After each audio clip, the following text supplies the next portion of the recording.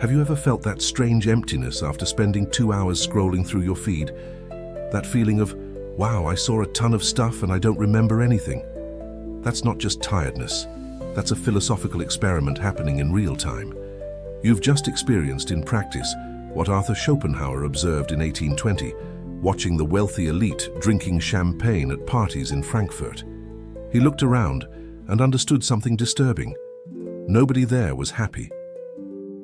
Not because they lacked comfort, but because everyone was too busy running away from themselves. 2 centuries later, we've not only confirmed this, but turned it into a business model. The feed is the party. You are the guest. And the algorithm is the host who never lets silence happen. Schopenhauer said that human life oscillates like a pendulum between pain and boredom. You desire something. You suffer while you don't have it. When you get it, you feel a brief relief. And then, nothing. Emptiness. The problem is that we call this relief happiness, but it's not joy. It's just the pain stopping for a moment. And humans hate this neutral state. Neutral feels like boredom. So the mind chases after the next dopamine hit, the next desire, the next promise. Tinder is that in app form, Instagram too. You want a match? Suffer with each no, get a yes, feel 3 seconds of euphoria and are already bored. You post a photo, get anxious for likes, the likes come and fill nothing. So you post again. We've accelerated the pendulum. In the past you waited months for a letter. Today you panic if someone takes 10 minutes to reply.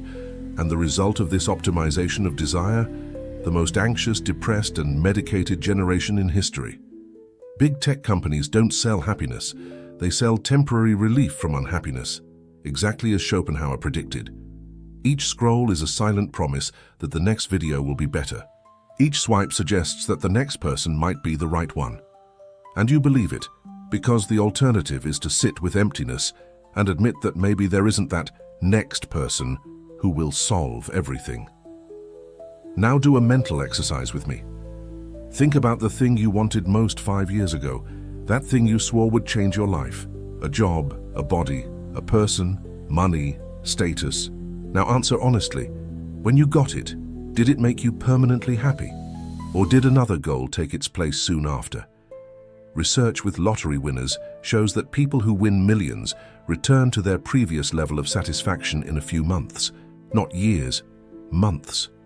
The problem was never the lack of money. The problem is that you are human, and humans are structurally incapable of being satisfied for very long. The guy works hard for 10 years to get his dream job and discovers that the dream comes with new nightmares, pressure, internal politics, constant demands. He didn't fail. He just discovered that dream job is just advertising. A person loses weight, receives compliments, and 3 weeks later is obsessed with another flaw they didn't even notice before. Because the problem was never the weight. The problem is that desire always finds something new to lack. Schopenhauer called this desire as the structure of existence. To live is to feel lack. There is no getting there. The carrot isn't in front to be reached, but to keep you running. The entire economy depends on it. If you felt sufficient, you would stop buying. If you accepted your body, the insecurity industry would collapse. If you stopped chasing status, half the products would lose their meaning. And then philosophy gets even more uncomfortable. You think you choose your career, your relationships, your habits. Schopenhauer says no, the will chooses, a blind, irrational force, indifferent to your happiness, that moves all of life. Plants grow towards the sun because of it. Animals hunt because of it. And you're scrolling through your feed at 3 in the morning for the same reason. The difference is that you believe you decided.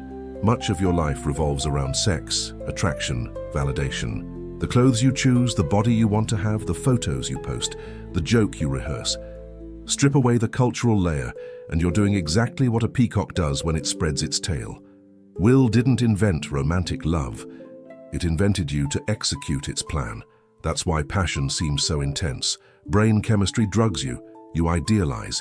You ignore obvious signs. You endure what you normally wouldn't. Not because it's eternal love, but because will needs you to reproduce. When the objective is fulfilled, the intensity drops. Not because someone made a mistake, but because the mission is over. Passion dies because it wasn't made to last. And when that happens, many people panic and think they need to change partners, when in reality they're just repeating the same script with someone else. A real relationship only begins when the chemistry ends and you choose to stay, knowing that the other is imperfect and that boredom, conflict, and doubt will exist. That's a choice.